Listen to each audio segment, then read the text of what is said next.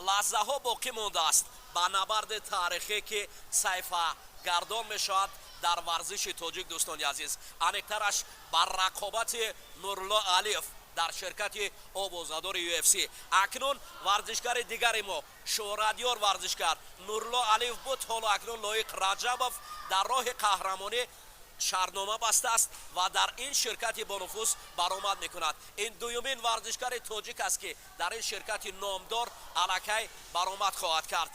باید تذکر نمود که همین تالارای خورد از همین جا سرچشمه میگرفت نبرد ورزشکاران ما، پیدا کردن چهره های اصیلی که تاجیکانه که میتوانند که در قاره جهان کشور ما را معرفی کنند. پس از این خاطر برای تمام مردم تاجیک، برای تمام تاجیکان جهان گفتنی هستیم که بیایید از یک ریبان سر برآورده برای دستگیری نمودن چنین لایق‌ها، چنین نورالله‌ها، چنین معین‌ها و در مجموع تاجیکان و تاجیکستانی انمون عزیزمون کمر بسته باشیم. در راه قهرمانی ورزشکاران کشور ما دائما استوار گام میگذارند و این گام میتواند که آنها را به بلندترین قله جهانی برد و با یک صدایی که در کوهستان ما است، تاجیکستان به پیش، شهردلانش به پیش است، به پیش میرویم.